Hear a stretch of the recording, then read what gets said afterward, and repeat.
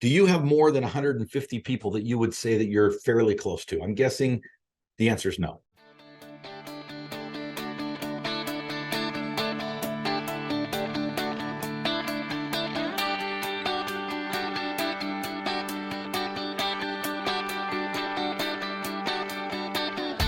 Originating from deep inside the Rocky Mountains, transported through the power of the internet, and arriving inside your tiny earbuds. It's the Appraiser Coach Podcast. Minisode. This episode of the Appraiser Coach Podcast is sponsored by my friends over at Synapse. Synapse will help you to make more meaningful adjustments. Well, not help you to make more adjustments, help you to support those adjustments. Check them out by going to Spark for Appraisers. That's F-O-R, not the number, but F-O-R Appraisers. That's plural, Spark for Appraisers.com. All right, folks, I've let you know several times here before. It's my joy and honor and privilege to be a part of a local mastermind group. I'm a huge fan of masterminds, as you know. I run masterminds across the country, but I'm a big fan of being a part of a mastermind myself. For a little over a decade, I've belonged to this mastermind. It's much different now than it was when we started over 10 years ago. But it's still a group of local business owners, not appraisers. There's a realtor in there now. But these are, various small business owners here locally. And we meet on a monthly basis. And each time there's two people that are on what's called the hot seat. Now, if you go to my appraiser mastermind, we call that the couch. There's a reason for that, a little play on words there. But at this particular mastermind, we call it the hot seat. It's basically you come to us and you've got 45 minutes, an hour, whatever, to talk to the group about any issue that you might be dealing with. Well, the last time I went, one of the individuals on the couch was a friend of mine, and he was a friend of mine before he was part of the mastermind. And this friend of mine owns oil change. How do I want to say this? Oil change centers. Okay, like think Jiffy Lube, but not Jiffy Lube, right? He owns these franchises, and he's got about 10 of them. And he was on the hot seat, and he said, for many years, I have owned small franchise. I only own like one or two here locally.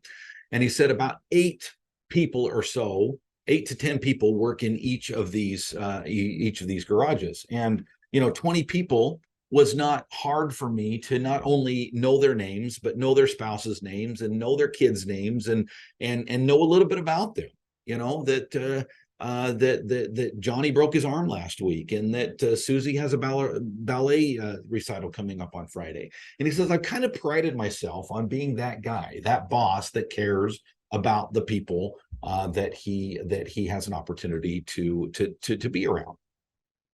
He said, the struggle that I'm having right now is the fact that I don't have that anymore. I now have 10 of these locations, and they're not all local. They are located regionally, but in other states that it takes an airplane or a very long drive to get to. And I don't know people like I wanted to before, and I'm looking for help. I'm looking for some advice from the group on how to get to know people better, because it is so important to me, him speaking, that I have those types of relationships. Hey, and I get it. And I gave him some advice. And the advice came from something that I learned quite a while ago. Now, I had to look up the name of this before I gave him the advice. I knew the advice, but I couldn't remember the name of the anthropologist. The name of the anthropologist, if you want to look this up on ChatGPT or, the internet, whatever, is Robin Dunbar. Now, I don't know if Robin is a girl or a boy. I've seen it both ways. I know 2 Robins right now. One's female, one's male. So it could be either. But Robin Dunbar was an anthropologist. And I'm going to say she. I'm just going to consider Robin being a girl. Maybe it's not a girl, a female. Robin Dunbar was an anthropologist who studied the amount of meaningful social interactions that one person can have, and came up with what's called the Dunbar number. Now, the Dunbar number was again, not an exact science, but at least at least this ability to be able to understand that we can't know it all, and we can't have it all. And as much as we want to be this young individual in the room on the hot seat and say, gee, I wish I could be a better boss. I wish I could know my employees. And I've got over 100 employees. I said to him, listen, my friend, it has been scientifically proven. Robin Dunbar has scientifically proven that you cannot have more than about 150 meaningful relationships. And by the way, that's not just business. That's everybody. That's your family, your immediate family. That's your extended family. That's your neighbors. That's your church group. That's your community group. That's your colleagues. That's your fill in the blank, right? And if you think about it, folks, if you think about the number of meaningful, I don't know what I don't know what the definition. I'm sure Robin Dunbar had a definition of what meaningful is. Okay, but the number of close relationships that you can have, the number of people that you can say, you know what, I know that person very well. I know that person's birthday. I know that person's spouse. I know what that person's hobbies are. I can reach out and say, hey, how was hunting last week? Because I know that person went hunting last week, right? These are close relationships that you might have.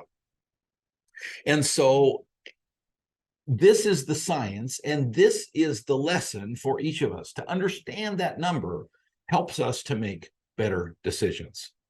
I'm going to teach you something that I taught this individual at the mastermind last week when we get back from the break. First, I want to pause and teach you about something else, technology. Technology, folks, is one of the legs of the stool to be successful as an appraiser, and one of the investments that you should, if you've not already made, you should make, is that of this wonderful system called Synapse. Synapse will allow you to be able to sleep well at night. What do I mean by that, Dustin? Well, you make adjustments already. If I were to ask you where that adjustment came from, could you answer that question? Synapse will answer that question for you. It will, folks. It's that good. Check them out. Go to spark4appraisers.com. And then you got to scroll down a little bit and you'll see the Synapse button, spark4appraisers.com.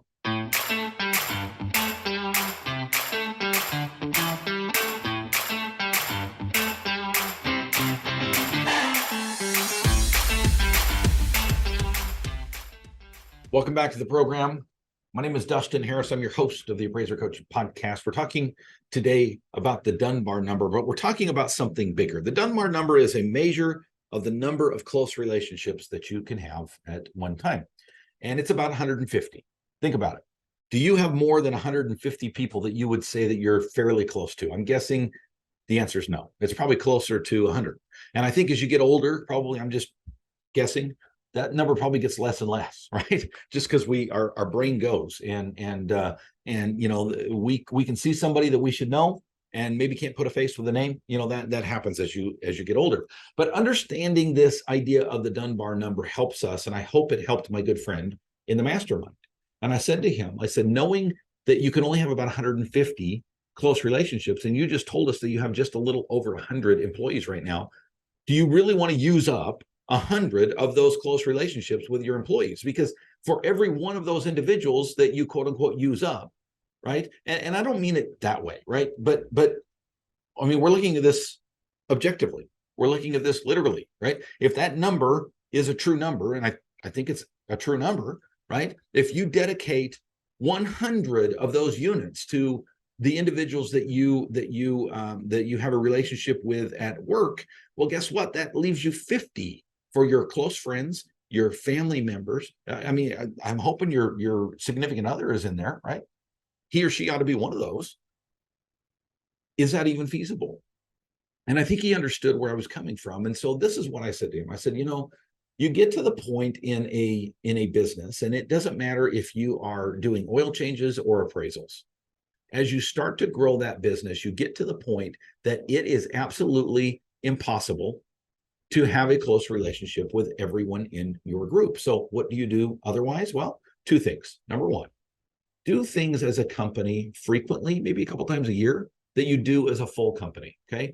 Company parties. If they're spread out all over, make it a Zoom party, right? Whatever it is that you need to do, make sure that you're doing things pretty frequently to bring people together. That's number one. Number two, Don't stress, delegate. Okay, what do I mean by that? Well, in each of his oil change shops, he's got at least one manager, right? Have a relationship with them. Now you've got 10 units used up, right? You have a relationship with 10 of those people, 10 of those managers, and they then in turn can have a relationship with each of the people in their office. Hope that's helpful for you folks as you continue to grow your appraisal office.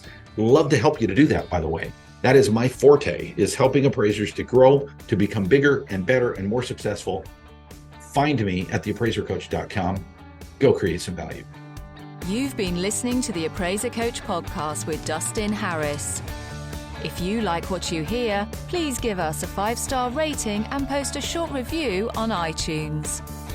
For more in-depth insider information on how you can make more money as a real estate appraiser, visit theappraisercoach.com and sign up for the All-Star team today.